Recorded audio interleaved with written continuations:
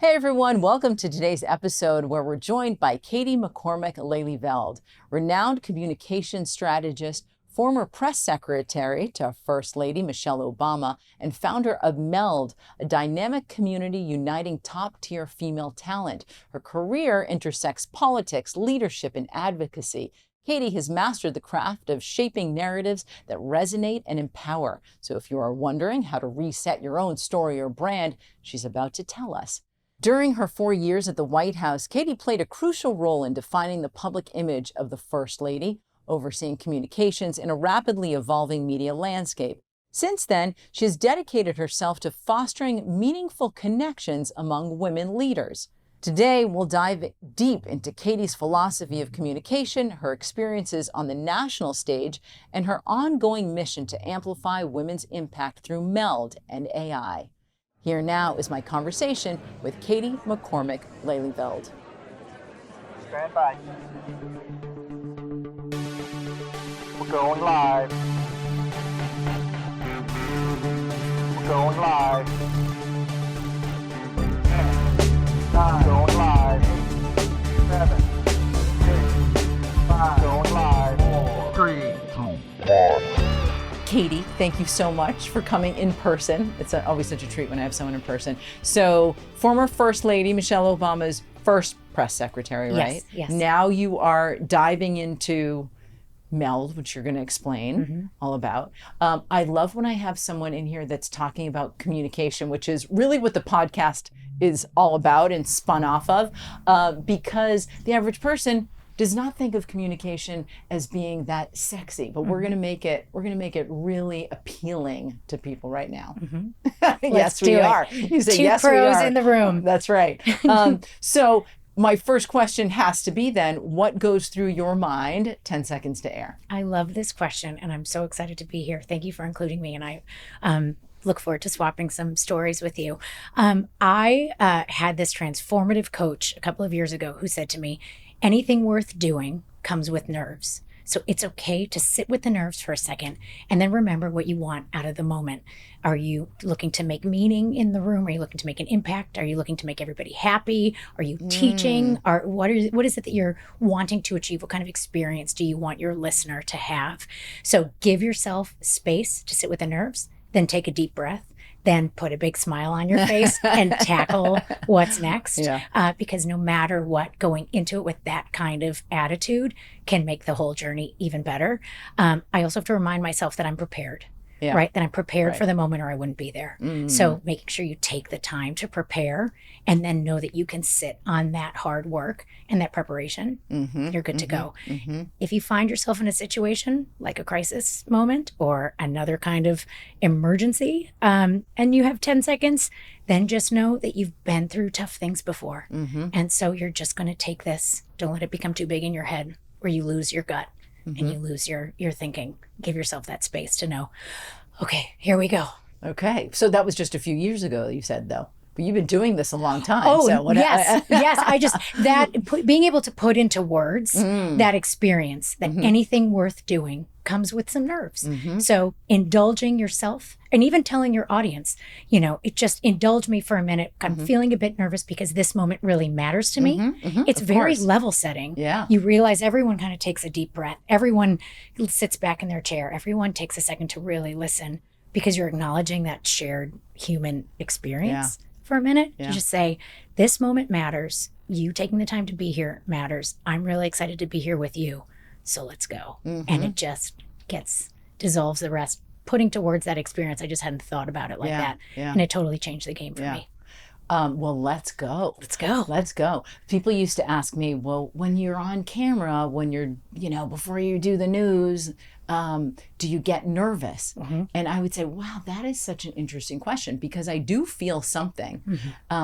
But it's not nerves, because nerves to me, and I'm really nitpicking this as a communication person. Maybe you'll buy into it, maybe you won't. But nerves to me almost shut me down, as opposed to a little bit of anxiousness is kind of a good thing. Like I would say, no, I'm a little anxious. I'm actually excited. So it's sort of different than nerves. Right. I describe it just a little subtle. It's a moment. It's a moment, Yep. right? And I can't wait for it to happen. Right. So as opposed to nerves being like, I don't know if I want to do that. Right. I I'm say, not qualified. I Right. can't handle this. I say, oh, I Yeah. can't wait. Like Right. I'm really excited about Right. doing that. Just start. Yeah, just start. Let's go. Let's like go. you said, let's go. Yeah. So anyway, that's just a little subtlety. So I if you could word encourage cloud people- it, maybe nervous would be the small word. Yeah, right? yeah, the small Right. word, It'd right. be in there. I just encourage people when they do get nervous about something, I say, are you really nervous? Like you're nervous about something that maybe you don't know, but we're talking about something you do know, or someone's giving a presentation or having to go out and speak. I would say, but you know it. Like you're so in your lane. Just stay in your lane. Like I'm not asking you to be an expert on, stem cell research or anything. I mean, we're talking about something that you know. And then they go, oh yeah, kind of, yeah, I do know that. So communication, something you really know.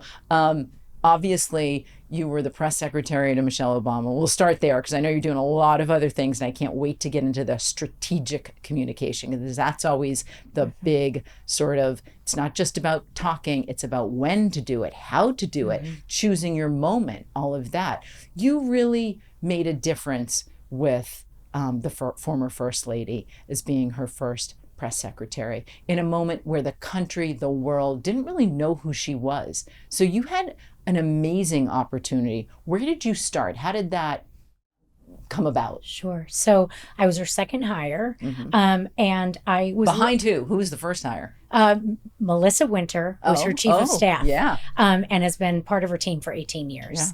But it was, in the run up to the announcement for the campaign, because remember these elections, before the election day happens, there's 2 years of planning and work right. and engaging with people in different states and in different ways and around different topics and really sort of working on the ground. That comes 1 or 2 years in advance, and it's a lot of hard work. It's a time intensive experience, but it's really transformative for anyone who's not, who's sort of thinking about their own career trajectory. There's something incredible about working in a campaign because you learn just multitasking, you learn diplomacy in terms of how you engage with people, you learn project management at the highest levels, you learn how to work very quickly.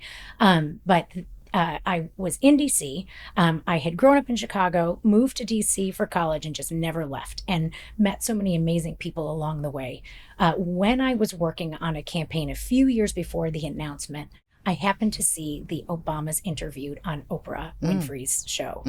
He had just given the keynote address at the convention. And I remember watching this interview vividly and thinking, he's amazing. Like, I'm a Chicago girl. Like, I'd heard about him. I knew a number of people who were working with him. I thought, that guy seems amazing. But who's that sitting next to him? Like, that woman just seems another level. Like, she's unreal. And there's something about her that I just felt drawn to. I was raised in a house that watched the news together every night. We probably watched, we were watching local and national every night. My parents would record it on VHS so that we could play it back after dinner and they could pause and annotate what I was seeing on TV. Okay. As a child, that the longer version of the news is not necessarily a better experience, but what I loved, what I've loved in retrospect, thinking about it, is what they were teaching me is not just what was happening in the world, but the details of how stories were told, who had the power in the stories, whether that power was fair, who the messengers were, who was left out. Like, there was just a lot that went into it. Well, that experience ended up being really formative for me and catalytic for what would become my career, because I started paying attention to what builds trust, what builds confidence, what feels right, what happens when people are left out. Like, how do you think about that bridge building to really impact people? So here I was impacted by watching her on TV, and I just thought, how do I figure out the right way to get to her and to them if, years later when they were exploring this run for the presidency. So what were you doing at that time, though, when you watched that interview and had that kind of foresight to say, like, I want to work with her? I was working at this small, amazing consulting firm with these dynamos who'd been in DC for a long time, who would, work with companies and individuals who wanted to, work on projects that mattered in different ways. Sometimes they'd be working on informing a policy with subject matter expertise. Sometimes they'd be working on storytelling through film that really kind of tried to move the needle and educate people. And it was a small but mighty operation that now is global and thousands of people because it, sort of grows over time. But I was very close with my bosses, and I just said, I've had this moment. I've watched them on TV. They're, now a couple of years later, I know they're exploring a run for president, and I just want to throw my hat in the ring. Okay. I knew I was going to go up against women that I had worked with or for, and certainly adored, who would be figuring out where they might fit on that campaign or others. But there was something about working for Mrs. Obama that I just felt compelled to do. So I got a phone call from Melissa that Mrs. Obama would meet with me. She would be at home, and I happened to be in Chicago seeing my family at the time. So I put on my best look the part big girl outfit. There was a suit. There were tights involved, the uncomfortable shoes, the whole thing. I drove down to her house. She was in her home environment. She was navigating whatever that day, working from home, juggling kids, etc. And so she came to the door in her casual wear, and here I was all decked out, much shorter. And she invited me into her home, and a few hours later, we'd covered so much. We'd covered sort of how she was making sense of this experience, how she was planning on thinking through her work and pressures around the girls and juggling this, that this was going to be a big undertaking for their family, but she knew that her husband was the right person for the job, and she wanted a team around her that could really help grow and evolve and navigate this with her, because she knew the opportunity, she knew the nerves, she knew the complexity. And I just said, look, what I don't know, I'll learn, but I'm fiercely loyal and I'm scrappy, and we'll figure it out. Here's the credentials I have to bring to the table from my experience so far. I worked for Mrs. Clinton when she was First Lady when I was very junior. And while slightly applicable, it was really like a totally new day. The media landscape looked different. We're pre-social media at this point. I think there were Facebook fan pages at this stage. But, that I was going to be all hands on deck and have her back in every situation. And that was the case for years. So you get hired, and you really shaped, you're credited with really shaping her image, or her first kind of steps out into the public. There was a team of us that worked very hard on generous us together, of you, of course. And she led the charge, right? And so how do you do that? I mean, and we're not just talking about her specifically, because for people listening, it's thinking of yourself, right? And your own brand and your own, who do you want to be? So what kinds of things were you looking at with her, for example, that, the rest of us can kind of grab and say that I need to look at that too? Sure. So I think there are figuring out opportunities for shared experiences, and how do we figure out what those overlaps are that are really resonant and similar, so that rather than jump to what might feel different, let's figure out what about our lives is very similar. So when we're working in a campaign environment, having conversations with women who were juggling work and family, who were raising kids, who were caring for aging parents, who were thinking about navigating the management of every day while your spouse is traveling. I mean, this came up for us recording today, right? Yeah. Figuring out the movements of two parents and kids and the dog and the house and the work and the whatever, like that's a lot to think about. There's a lot of mind management of the home and of life and of work. And if you can kind of find those inroads, that was a great place to start, because then you're talking about your experience as women and what makes that experience fulfilling, where it's challenging, what the role of other stakeholders might be to make that a little bit easier. How do we think this through? And really, ultimately, if people could feel a level of trust and confidence in her, she was the ultimate ambassador for him, because she knew him better than anyone, right? There are a lot of different surrogate voices on a campaign, but you one spouse. So thinking about that, sort of having seen him through so many different experiences and be able to speak to him as being the best person for the job, at the time you have this, there's a level of credibility that comes with once you've built that familiarity. I think the way it's applicable it's not just unique to a campaign experience. I think it transcends to any experience where you're trying to figure out, how do we build bridges so that we can think about that trust and confidence and impact? How do we come together around origin stories or worldviews or industry interests, the gaps you see in the world, how you want to fill them? There's a lot of different ways you can make those inroads, and that kind of narrative, figuring out what your own narrative is and then finding synergies with others. We talk about this a lot at MELD. It's a really important part of that community and bridge building and narrative impact.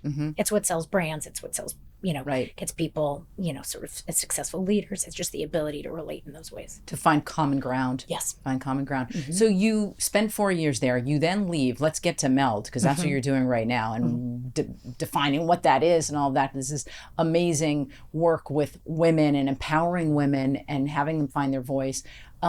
You leave the campaign after 4 years. I leave. Yes, I was on the campaign, and then I was in the first term of the White House, and I stepped back for family reasons. My mom wasn't doing the greatest, and I wanted to make sure I carved out time to, move on with really important pieces of my life and get home and be closer to her in Chicago for a bit, which was perfect. It was good. You did the right thing. Tough, very tough to walk away from your dream job and a family like that, but they're still very much in my life. So you start MELD. Years later. Years later. Yes. What did you do in between? So, oh my gosh, it was a bit of a windy road, as all great kind of career trajectories can be, right? Because you gather different experiences at different stages. I can completely relate to that. Yes, let's talk about that. That. The through line of all of them, even if they were jobs that I didn't really love, there was something about that I could take away from that experience, right? Maybe I learned an interesting new field, or I met someone amazing who I've kept in my life, but I just maybe realized that way of channeling my interest wasn't exactly the way I want to do it, but I'm so glad I got to be part of that environment, because I've kept elements of it along the way, which is why I think squiggly line careers can be so interesting and informative. So I leave DC. I moved back to Chicago as part of a spectacular regional philanthropy there, where I met some amazing people and we worked on some amazing projects around gun violence prevention and redistricting and local public policy, but really some amazing human beings in my life have stayed in that. So I always look for the ways to keep people at the table. My husband and I had an opportunity to move to California. So we took the life adventure and went for that. It wasn't quite the right fit for us, but it got us here, which was a leap of faith I wouldn't have otherwise done. And it's been a gift to be able to, we pandemicked here. So to have little boys in the California sun was a gift, instead of stuck like in if we had stayed in Chicago, landlocked inside in the winter. All that aside, I had gotten to work with a number of really transformative leaders, mission-driven, transformational platforms, family offices, people, projects that really, they were not specific to a singular industry, but it was more about how can, working with amazing people who are navigating rarefied air, who have nerves or excitement about that opportunity. I had just come from a set of experiences that was navigating rarefied air and being able to apply that experience to whatever they were dreaming and wanting to build, and the impact that could have. So thinking about different kinds of projects and programs with kind of a campaign style thinking. Okay. What are the communications around it? How do you bring in different audiences? How do you measure outcomes and impact? So I got to work with some amazing people. But what I realized was along the way, a lot of decision makers I would engage with their mid-level and junior staff. Okay. And it wasn't just about their subject matter understanding. It was about their confidence in making the moment matter. Meaning, if they were going to be presenting in a corporate setting, helping them with presentation coaching so that they were relating to people in a way that would really stick and resonate. They knew their stuff, right? They were in the job because they were ready to do the job. But then when it came to, talking about it or, being a player in the process, especially the women that I was working with, there were real nerves around using their voices, what it would look like to show up as leaders, what it looked like to, obviously, and I've heard so many of your podcasts over the last several weeks, but thinking about the data from the woman from McKinsey, right? The more women you have across a workplace, the stronger the economic and cultural value of the work being done. Here were all these women in these different capacities, but they would shy away. Or they would trip over their words, or they just didn't feel as prepared. There was something about it that they brought a different calculation to the moment. And so I would spend time with them kind of unpacking that and working on their readiness to meet the moment. And I thought, okay, this couple of things were happening here. Their boss is giving them the mic and saying, you matter to this team. And I want you to take this time and really work on your communications comfort, because I see you as a leader here. That mattered to them, to feel seen by a superior in that way. But it also felt like, why is it that I keep getting directed some of these different women on these teams for some of this coaching and some of this different You were saying, readiness. why are you getting directed to the Meaning, women? well, it just the people I was working with more and more were women. And realizing there are just some of these threads to their levels of confidence and clarity in how they show up.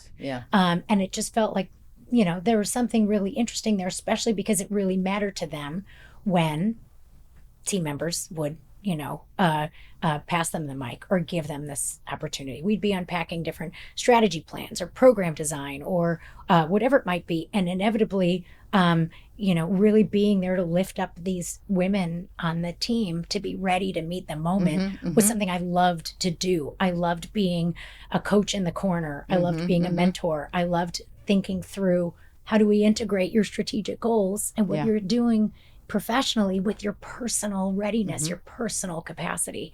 I loved the way that felt. A couple years after this windy road, I was invited to speak to this class at Harvard on entrepreneurship and innovation. I had never set foot on Harvard's campus before. It was not my natural habitat, but I was really excited about this opportunity because I was always the staffer to the speaker. I was never the speaker.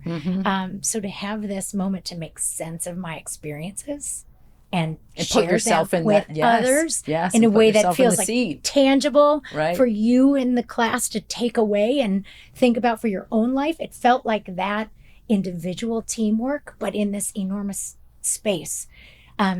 What I noticed in that environment, like on the heels of some of this consulting work I was doing, is very rarely were women raising their hands in the classroom. Even in that moment? In that moment. Wow. But several of them came to chat with me when I was done. Right? They came right down the stairs, right up to the podium sort of desk area, and all wanted to chat in this kind of more intimate environment. I was like, what's happening here? And it's like that Reshma quote, like, if you're raised to be perfect and not to be brave, it's harder to take that risk because you feel you have farther to fall. And that was said back to me by some of them. That was what they were feeling. And I just thought, okay, what's happening in what I'm experiencing in my consulting work and what I'm now experiencing with these women who are stepping into their adult lives and stepping into their professional settings. There's just feels like there's this thread here for this guidance gap for women. And they're the fastest growing sector of the workforce. Like next gen women are this robust engine, but the workplace looks very different than it used to. Everything's changing around them. The tools at their disposal are totally different, but it also feels more confusing than ever. So I decided to just dig into what the void and opportunity was to deliver for women, harness this generational wealth of knowledge of all these women that I was working with, and see how we might do something that really served women in an authentic, operational way, and and I wasn't sure what that was. Mm-hmm. We were dug into it for about 3 years. We had this big unlock this year, and it's been exciting. We're building an AI-enabled platform, like a coach in your pocket. So wait, back up for 1 second. Yes, so you please. said when you dove in 3 years ago, but you started MELD. Yes. Okay. Yes.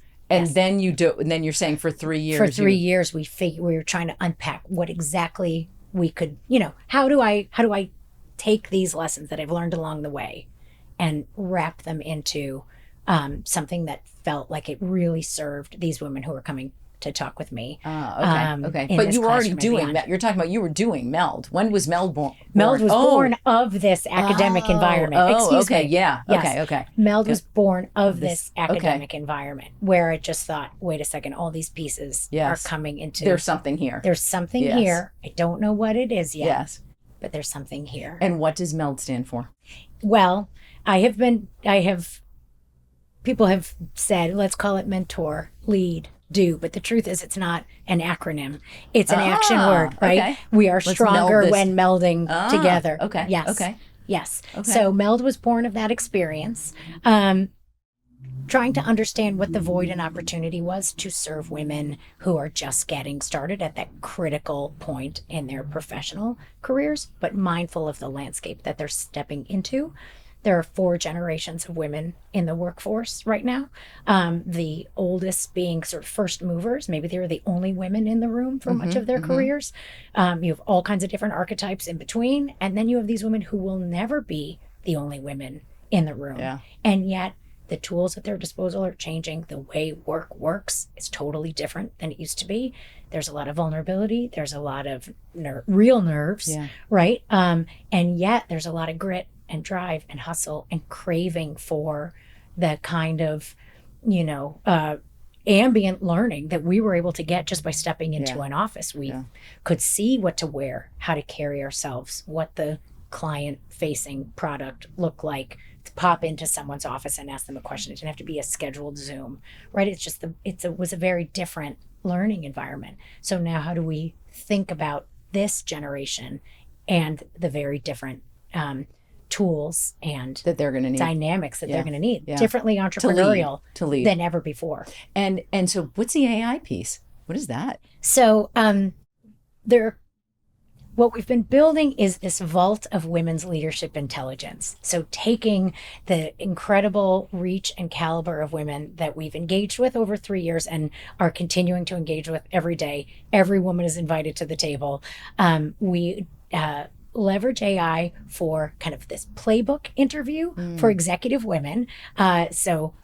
Understanding your squiggly line career, your starting points through your success, and demystifying the industry you're in, making sense of what it's like to work in that environment, so that we're getting real clarity to women who are just getting started to understand, different kinds of law and what that day is like, or how you can land, you were a news anchor. Where did you start? What was that like? How did you make different choices? How did family come into play? How are you thinking about different team dynamics? If you knew at the beginning of your career what you know now, what might you do differently, or what would you tell your younger self, right?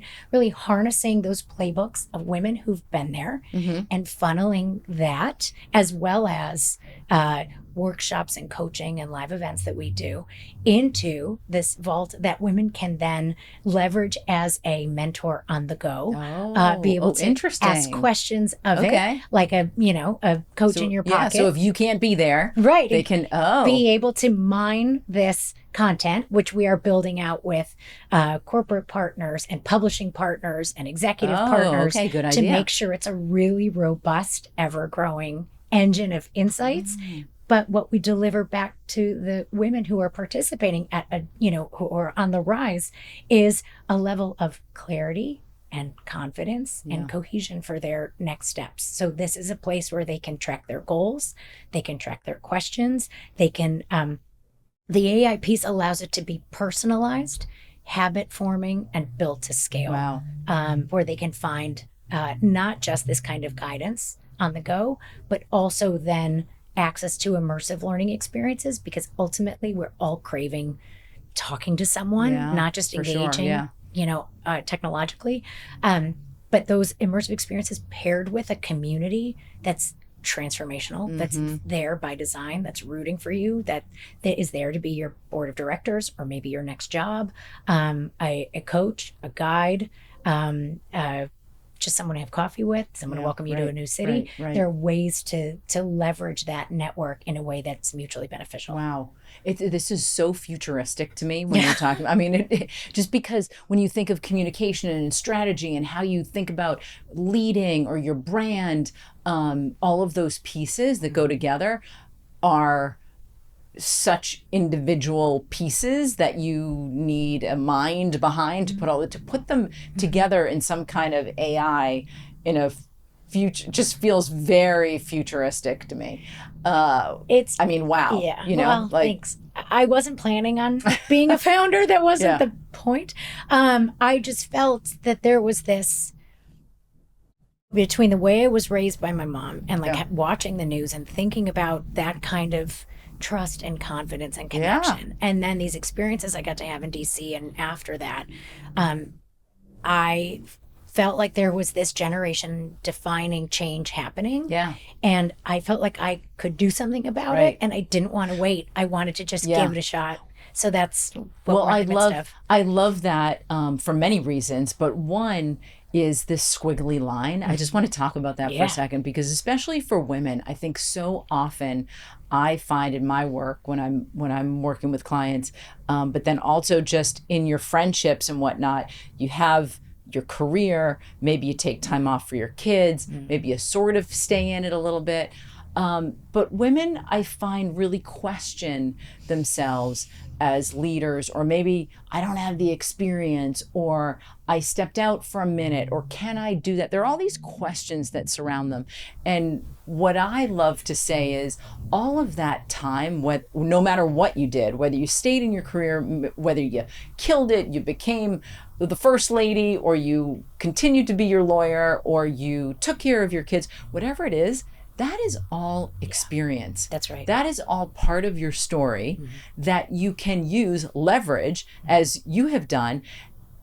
Be aware of it. Sort of be what's the right word? Be an observer of it, like you were in that meeting in Harvard, and you said, "Hey, wait a second." You were sort of you were participating, but you were also an observer of all that you experienced in that moment. Right. And that's a great example, not just for you, but for people who listen, other women, to say, wait a second, I can observe, because it's my own story. It's my own lane, just like you did with Mrs. Obama. Who is she? How does she extract that? How does she find common ground with all of that? That to me is such a key piece for so many women that they don't value. I think normalizing these different experiences is part of the value I do hope to generate out of this experience. Because if you feel like you're the only one, or you're navigating this on your own, it's really daunting. But if you can be surrounded by a community of support, and in a way that's tailored to your ambition and to where you are in your growth and in all the complexities of your life, like, you can't be what you can't see. So if you can see more examples of options and of normal, and by the way, of also, if you can have women making some of these decisions who have experienced these changes or have a different understanding for them, those workplaces are going to be more welcoming of those squiggly line experiences. I also, and so, normalizing that, I think, is really important. Showcasing more stories of twists and turns and transitions, shifting out, shifting back in, matter. I remember being at a PR firm, being part of a PR firm in my mid-20s. And one of the executives went part-time because she needed to spend a little bit more time at home. That just meant that we were calling her at home. Yeah. She was working full-time. She was just in the office part-time, and she was likely just paid part-time. Right. That is not fair. And maybe we are thinking things through differently now, because we know that maybe work just never stops, and that person was going the whole time. Right. So having examples and having decision makers who see that person's simply just taking all these calls from home. She's just not in the office. Right. that the work is still happening, Yes. and the team glue is still there, and she is still very much the leader of the team. Like, having an understanding of that is important Right. for the future of work. And I Right. think part of the real value that we hope to extract here is to be able to harness a data and insights engine that can illuminate better practices Right. in work environments, that can help, showcase what this emerging talent population is thinking about, working on, the industries they're interested in, where we're also able to show them, different elements of work and work environments, so that we're, that's a much more thoughtfully curated for everyone's outcomes and everyone's success, where they can think about alignment, and we can all think about alignment in different ways. So when you're now looking at all of this kind of data, and I say data meaning kind of everything that you've observed and seen, what are the biggest challenges you're seeing for women in leadership? And I want to say, like, on a communications level, right? Because there are a lot of challenges. But from a communication standpoint, where are women struggling? Oh my gosh, I don't know how many different podcasts. No, I'm joking. You no, can because I actually highlight the think what top I'm ones. heartened by is, and is not a surprise, is whether you show up. We did extensive market research when we decided to turn this from just figuring out what kind of platform it would be into this kind of tech-enabled product. Hundreds of hours of market research over the last many months, and whether you show up as the most outgoing woman in the room, or a little bit quieter and more demure, these women are showing up craving this kind of guidance, and they're driven, and there's dynamic energy. They know they have to be adaptable. They know they have to be differently entrepreneurial. We want to be able to meet them at that moment and help them get where they want to go. But what stands out for me is this thread, and it happened yesterday in a call I did with the woman named Marina from Boston, who I was talking with her about, give me your 30-second commercial about yourself. Give me your leadership narrative. And she said, well, I don't have a leadership narrative yet. I'm in my first job out of college. And I said, no. But you do. Yeah. And tell me about how where you're from propels you to where you want to go. Tell me what you're working on and working through, and how I can help you with that. Where do you, and not like where do you want to be in 5 years? Because it's impossible to know. Maybe you have different dreams or aspirations, but help me understand who you are, what makes you tick, and what you want to solve for in this next phase. What are you learning to do, and what do you want to learn more about? Because that voice that brings me into your journey is why I'm is your leadership narrative. Yeah. And so the leadership switch doesn't just flip at a certain age. In fact, part of why we serve, our target audience is women 20 to 28. It's women who are just getting started in their professional careers through what is, broken rung to some power middle when reframed, right? That place where women are approaching that first managerial role, and they're equally needing of that kind of coaching and guidance and encouragement and community. But the idea is, like, being able to leverage that leadership thinking, that sort of communication readiness all the way through, helps with that first job interview, or networking, or advocating for yourself, or presenting to that client or to that team. It's just about using your voice more effectively. So that's an integral part of what we're designing around, because it doesn't, the person with the most famous name isn't the only one that needs a leadership narrative. Each of us do, because it allows us to aspire for what's next and connect with where we are. Well, I think that that's an interesting point, because most people would think that most famous name doesn't need a leadership narrative. They already have it because they're the most famous name. And it's actually not. It's what I'm hearing you say is everyone needs that leadership narrative, no matter what. And the way to get it is pretty similar. The questions that you ask yourself are probably the questions that you asked Mrs. Obama when you first sat down with her to craft this out. And that's a piece that most people, the average person, doesn't think about. They don't think about it for them. But so what are some of those same questions that you asked her that, I can take away myself, or someone listening can take away to say, like, wait a second, I can ask myself some of those same questions. My answers are different, and that's fine because that defines me and that's my story. But what are some of those questions? And then I want to get into, so I don't forget, I'm just throwing this out there for you, sort of the tools to the strategy of your communication, or how you want to go about that. So let's talk about strategy after this. Awesome. So first are the questions, then we're going to So strategy. first I'll say, I think where I was in my career, it was actually the experience of working for Mrs. Obama and with this team of total dynamos that have informed the way I think about it now. So, at the time, getting to understand how she was showing up to this experience, what her, how she wanted it to sort of work for her and her family, but more importantly, the kinds of things she also wanted to work on and that she was working through to get, to where we were going. That's all very human complexity.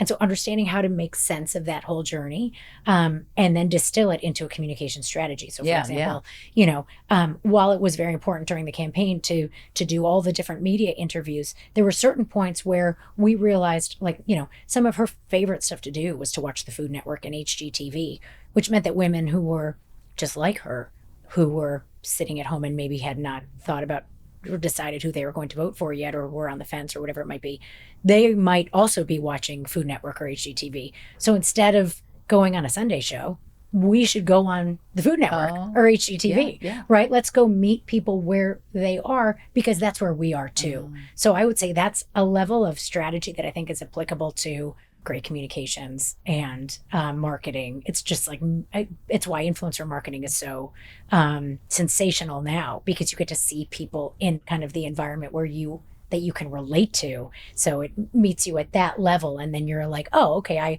I need that product or that thing, or to go to that place, or to try that work thing, or have that conversation with my partner, or whatever. Yeah. So informing all of that, now here, thinking about leadership narrative from your starting point. So origin story doesn't have to be, I'm from Chicago and I lived on the street and my schools look like this and whatever. It was, I was raised in this house that taught me about the details of the news, not just for what was happening in the world, but for how to convey it to others so they really understand it. And pay attention also to who might not have been included. And what does that say? And what does that mean? And how does that work? That, to me, is, my Chicago roots are incredibly important to me, but how I show up to my work started with this experience of watching the news in this way, because that's the thread through how I'm thinking about life now, but also what has helped to be informed by every professional choice I've made along the way. So I would say start with the piece that shows others something about where you came from and how it has shaped where you are now. And then what that experience is like for why you might have chosen that industry, or you're asking these questions, or you're building this thing, or you're driving this product or initiative, because it speaks to a huge piece of how you operate and what matters most to you. That's how I think it's maybe most applicable. And then, of course, when it comes to navigating those windy roads, some of the different roles and responsibilities I've had maybe weren't my dream job. Maybe they also were wildly not the right fit for me for the long haul for my career, but recognizing what the wins are that you can take from those experiences, the people, the questions, the learnings, the experience. I maybe didn't love that PR firm, but I got a lot of people and incredible learnings out of it, including the billable hour and, a better written press release. So that's fine. I'll go apply those in other places. But I want to capture all those threads and keep them as part of my skill building. And I think that's a really good point, because, and especially you're working in that 20 to kind of 30-year-old range, or in that mid-level manager, or maybe not quite a manager yet, is recognizing that there is value in all of those stops along the way. Because I think you're in a when you're in that age group, you also are feeling like I'm not there yet, or I can't do that until I do that, or I can't, I'm not, they're just waiting for the big moment type of a thing. Well, my leadership narrative is for later. Yeah. Right. It's not. It's for now. It's for now. You're collecting information as you go. So that's, and failure is as important as success, sometimes almost better. Yeah, absolutely. As far as the strategy goes of communicating once you're there and while you're there, I'm not gonna say once you're there because I'm saying that you are there, but that strategy of paying attention, for example, and I love when you start off with the example with Mrs. Obama of the strategy of when do I talk, when do I hand that to somebody else, working the room type of a thing, of being very mindful of that. Speak a little bit about that for a second, how you started that off with her and maybe being deliberate about that strategy. So the way she could because she's amazing as a communicator. No, she's thank you. She's a transformative person for me in all kinds of personal and professional ways. But is that analogy I shared earlier of her being a window into the way, the best ambassador for her husband. There were people in her life that were great ambassadors for her. Her brother being one of them, her girlfriends being others, people who had worked with her. So we each have these kitchen cabinets of people, right? This personal board of directors who speak to different elements of who we are and how we function and where we want to be. And it's important to look for those champions and to have those people who are your hype people, who can tell others about you and can cheer you on along the way, who can give you the tough love and the hard truths and the mirror and whatever, but also who can remind you of your clarity of purpose and your direction and can point you in that way and give you that nudge.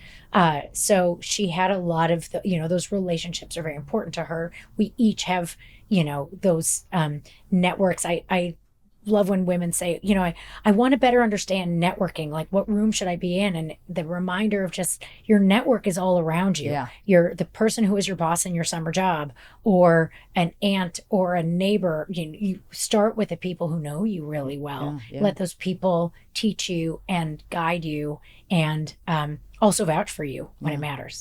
Yeah. So how did she do that? Then you said you talked about the different people, but now I just want to talk for a second, because you mentioned it, I think, before we started recording, and I love this, is when to give the mic. Yes. Yeah, when to give the mic to someone else. I think a lot of people don't know that and they get nervous.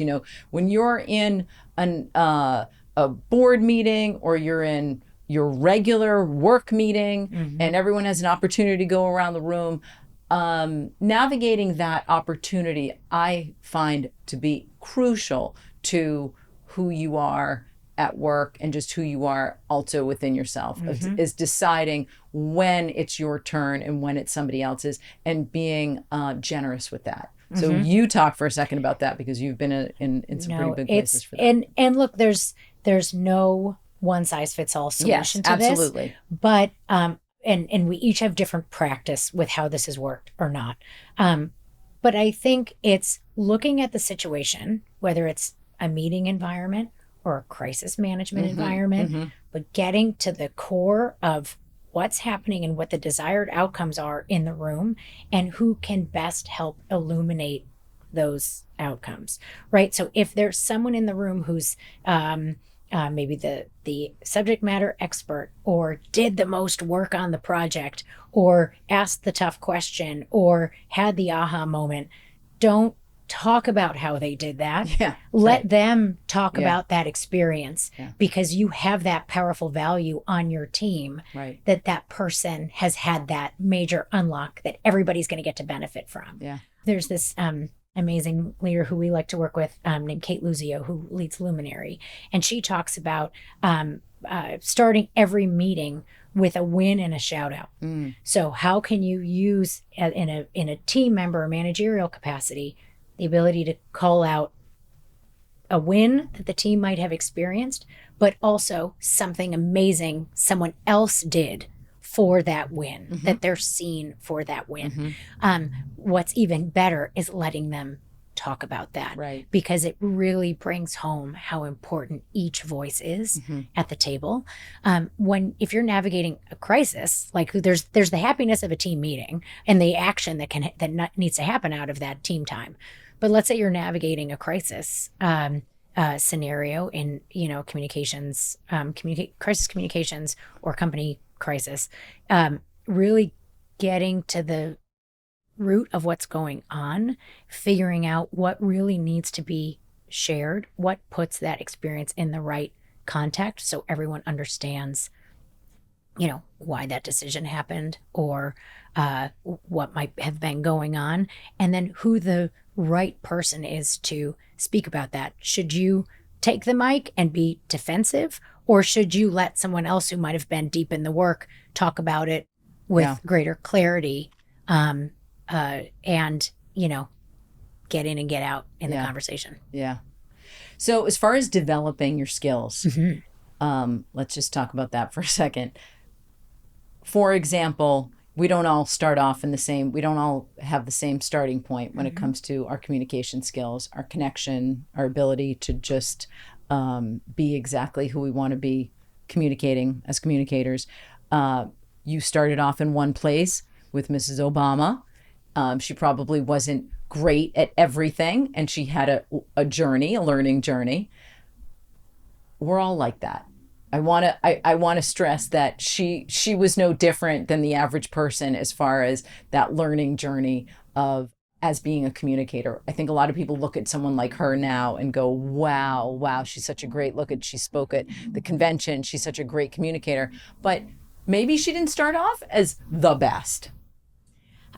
So I'll think about it from my personal experience, which was, starting as a college intern and then figuring out my first job, my second job, my third job, whether it's me or it's Ms. Obama, it's you, it's others.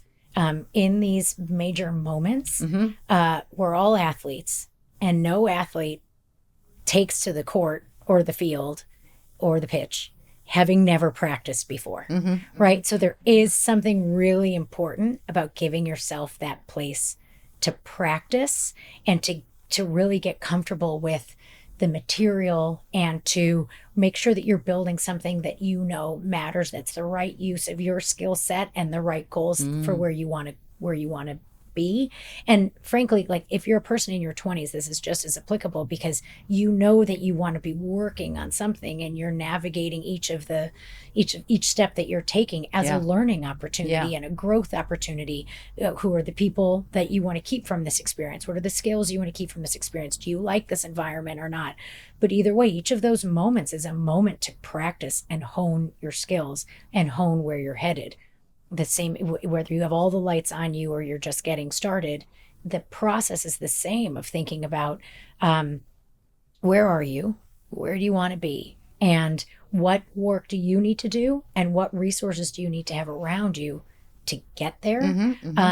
And so that's part skill building, part ecosystem building, which is in part why we've designed MELD to be that way. It's what is the quiet work you can do on your own. And then what are the immersive experiences that can help you bring it to life? Right. I think about it like, this is not a good, direct analogy, but my kids and I are doing Duolingo. I practice Spanish quietly on my own, but I do not feel equipped yet to go use it out in the wild. ¿Por qué? Right. No. So it's the same thing. It's like, yes. I want to do the work in the quiet of my own self-testing. And then I want to be able to practice it in low stakes ways because there will come a time where it's a high stake. Yeah. And I need to be starting at the high stake isn't a fair position for anybody. Yeah. But figuring out what the ramp, I know that's what I want to be working on. I know that's what I want to be doing. So I got to take it incrementally to get there. So you're saying practice? Practice. You're saying practice. And be ready for the moment. And when you need guidance, then it's good to ask for that. Yeah. Right? We all need that kind of, none of us can do this by ourselves. I have so many clients that say, I don't want to practice too much because I want it to be natural. It can. I know. Yeah. They say, I want it to sound natural. I said, well, that doesn't mean that you need to be surprised just like everybody else. Like, That's right. That's right. Well, and there's sometimes going off the cuff can backfire, right? And you don't mean it that way, but you're just kind of trying to relate to the room. But outside the room, and when spliced, it takes on a different life. Right. That's not the same. I like to work with clients in such a way where if we're practicing it a few times, so you don't feel wedded to the page. Yes. So that when you go to deliver whatever it is we're talking through, yes, it is natural because you've internalized it and you've made sure that it is truly your voice and your comfort, and the rest, because the environment's going to be different under the lights or in front of people or with a mic in front of you, or the mic doesn't work, or somebody be able to roll with coughs, it. there's an interruption, there's whatever. That's where natural comes in. I always say it's sort of like, back to your athlete analogy, do you think that the athlete that, I'm going to say the basketball player comes in and he's shooting free throws for the first time, or he's taking that 3-point shot, they are practicing that over and over and over and over again, knowing that when they get into a game, they're not going to have the exact same scenario every single time, but they're able to pivot. They're able to say, oh, okay, I do know how to shoot that 3-pointer. This scenario might be a little bit different, but maybe I did do that in practice. So it's the ability to say, okay, I practiced. I know what I want the outcome to be. And I do have the skills to maybe pivot or take it from a different spot or do whatever it is. So I am a big believer in that. You do get to practice, and it's not going to come out exactly the way you practiced it, but you know what? That's why you practiced. It's going to come close. It's why you're, what do you think about 10 seconds to air? I loved thinking about that and putting to words what I actually do, because that experience has gotten better for me over time because I've had more opportunities to practice. Doesn't mean that they've lost their meaning or their importance. I still have the butterflies or the excitement or whatever word we want to give it. But I know that I want it to be awesome. So let's just make it as awesome as we can. And so channeling that, it's like, okay, I maybe am going against, sitting with someone I've never sat with before, but I'm having the kind of conversation I love to have. So even though the environment's different, the substance is meaningful. So, well, and it's also a mindset, right? Because it's not that things changed that much. It's the mindset that you had coming into it has changed perhaps over the years, because you have different information, you've had different experiences, and now you're taking all those squiggly lines and putting them together and saying, okay, I have had all those experiences, so my 10 seconds to air, my mindset toward that is a little bit different. But and for women who are at a starting point, who are looking ahead at a squiggly line in front of them, being like, how am I supposed to get from here to there?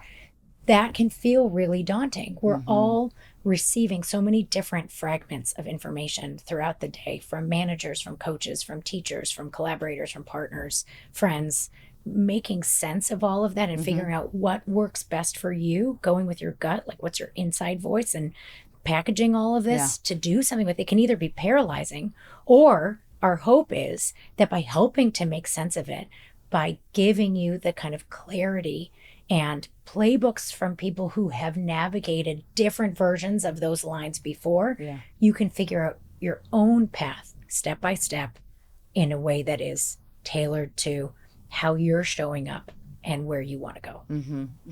So to leave people with something before the AI is available from MELD, right? When will that be available? After the first of the year. Oh, wow. Okay. That's pretty exciting. Yeah, so pretty we're really soon. excited. So the way it's working, meldmore.com, there's a button that says claim my seat. So we're excited for, we welcome next gen women and the women rooting for them, or, the families or people rooting for them in their lives, to sign up and save their seat. There will be a whole application process. It's a really exciting time, having carried it this far and now recognizing that this is the absolute right path forward is an exciting time. But we want to ensure that we are piloting, especially this next phase, with women from all over the country who are navigating these steps. Part of why our timing is that way is because we know that women will be home over the holidays, thinking through their summer internships, their idea. career transitions, first job, second job, third job, wherever they might be. But in that quiet time, we want them to be able to get comfortable with the platform, give us their feedback on the platform, continue to grow and iterate it. It's not just building it for them, it's building it with them. Yeah. And so that's really important. So meldmore.com has our waiting We'll list. put the link in the show notes. So for others listening right now that want to make a change today on their own leadership, communication style, just they want to take a step forward. Their guide up the corporate ladder. Yeah. What are your couple takeaways for them right now if they said to you, I'm either stuck or I'm not feeling like I'm the leader that I want to be, or I'm not there yet and I need to, what do you say to them? Well, if you wait for everything to line up perfectly, you'll never begin. But I think sitting with these thoughts, sometimes getting out of our routines and sitting with some quiet thoughts are really important. Making sense of what you're working on and what you're working through, what might be missing, what you wish you did a little bit differently, what you want to learn from all of this, wherever you are in your journey. Figure out what the couple of things are that can help you get to that next phase, and then just start by starting, right? As we were saying earlier, sometimes it's just about, I wish I was trying this, or I wish I was going here, or I wish I did this, or, there's so much pressure. You're not going to be able to win every day, but give yourself the grace to make little tweaks throughout the week. Maybe try to win the week, but, take one step at a time and get through that step by step. Yeah. You'll get there. Okay. Anything I didn't ask you that you want to talk about? Oh my gosh, I have like 1,000 questions for you. No, you do? Well, yes. You can ask me a question. So what did you think about 10 Seconds to Air right before your first broadcast and then your last broadcast? Oh my gosh. Well, I don't ever think that I had a last broadcast. Sure. Still doing it. Last time the first in that environment. Oh, I was so sad. My last time in that traditional sort of news environment. But then I did some stuff at CNN Global, and I'll tell you a really funny story about that. I'll have to say. Okay, so the first time I did a live shot, we'll say. That's when for people who don't know, that's when you're live. And it's not recorded. It is live. It's happening. And I was out in Tampa, Florida, because I had done sports and news in Boston, actually, as my first job. And I was covering ice hockey, and I was out covering news in political news in Boston. So that was my first job. But none of that was live. I'm just thinking, well, the sports was live. I did sports live. I was actually the sideline reporter at ice hockey. Sideline, it's not sideline in ice hockey. I was in the box. Wall. I was in between the box, between the two, but the penalty box for when the guys would come off the ice. So that was crazy. That's was actually cool. Really fun. Did you love hockey before that? I was a college athlete. I was a Division I athlete, and I was in Boston, and that was my hometown. And so I stayed there and then took this job and worked there. Okay, so my first time on the air was in Tampa, Florida, my most traditional news job at the CBS affiliate. Okay. And I don't remember what I was covering, but it was a live voiceover. So for people that don't know what that is, you send in some video to the station and the reporter's out there talking, and the station rolls the video and you speak over it, but you're talking and you're live the whole time. They don't see you. And they don't see you. So the beginning they see you, then there's the video, and then so I don't remember what the story was, but I remember being so excited that I was actually doing this. And my photographer, oh my gosh, I can't believe I just spaced his name. We worked together so much, traveled to Washington, covered the space shuttle and everything. He was great. And he looked out from behind the camera and he had these big blue eyes, and he was so excited for me. He goes, "You did it." And I was like, oh my God. And he just was so excited for me that was such a momentous time. And that was it. That was kind of it was like ripping the Band-Aid off. Numb the whole time. And then it was like, oh my gosh. Yeah. I was like, oh my God, that was great. I can't wait to do it again. I was so excited that I actually, got to do what I would work so hard for.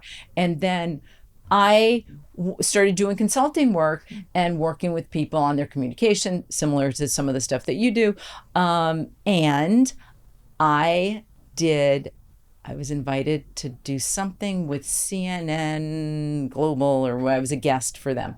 I can't remember what the name of the show was. And I went in and I was talking about, I think it was the first President Trump address to the nation or something. And I was talking about him as a communicator. They asked me to come on to talk about him as a communicator. And I was in the green room and a producer came in and said, so you're going to talk about the budget exactly. And I did that. You just shook your head like, what the hell? And I did the exact same thing. And I was like, what the hell? I'm not here to talk about the budget. I don't know anything about that. And I was like sick to my stomach. You know, I was so excited to kind of be back on the air and do a piece. And there they were thinking I was talking about the budget. And they're like, you'll be on in 2, you know. And I'm like, I don't have 2 minutes. I kept asking if I could talk to the producer. The producer hasn't come in. I haven't even gone into makeup. You came in here to tell me I'm not talking about the budget. I was, and then I said, okay, calm down. What would you tell your client if they were to come to you with this? And I'd say, I'm going to talk about what I know. I don't know anything about, but what I do know is about President Trump's communication style. And so I just sort of calmed myself down and said, whoa, whatever they ask you, I'm going to stay in my lane. And perfect. As it turned out, that producer was completely mistaken. They were talking to the wrong person. So all that panic that I had for a second was all for nothing, which I quickly reeled myself in and anyway, went into makeup. And then the producer that came in for my segment and said, great, you're going to talk about this, whatever. And so it all worked out just fine. Yes. But I did have that moment where I thought, what are you talking about? We're not talking about that. Get me out of here. My body's on fire. Yes, exactly. So then that was amazing. That was sort of like, those are sort of end caps to really momentous times. And then now I do this podcast and I have a whole lot of fun. I love it. I love this for you. What I appreciate is, and this is a lot of what first of all, thank you for telling me that story. I find I just got really nervous listening to it. I like fearful. Yeah. But because you go, what would I do? What would you do? Yeah. And you have to kind of, and there's a way that kind of experience is going to show up for everyone. But this amazing woman on my team says it's all about making meaning before you make moves. And what you did in that moment is you're like, okay, wait, what's happening? Yeah. Before I panic, how am I going to handle it? Yeah. And whether you're thinking about your career readiness or your handling of that moment, like, what is it that helps to make meaning of the situation before you make moves? And that's, you did exactly that. Well, and I often tell people, as happened, I think before our recording, there was, we had another where we thought somebody was in person and they weren't, and we were set up for them to be in person, and then they were actually on a Zoom link. Oh. And I said, you know what? That's why I don't worry about anything, because it all works out. So there's no sense in worrying about what it's supposed to be or what it might be, because it's going to be what it's going to be. So relax. You know what you're here to talk about. You know who you are, where you've been. That's why all the points that you brought out about checking yourself, thinking about what your story is, where you came from, why that's meaningful to you, why you're in the job you're in, why all of those things are so important, because it doesn't matter what setting you end up in. It doesn't matter what goes wrong. As long as that core piece is still what it is, you're going to be okay. It's just to even double click on this even more. I it keeps coming up for us. We're always told to take our seat at the table, but no one ever tells us where the table is or prepares us to be ready for the table.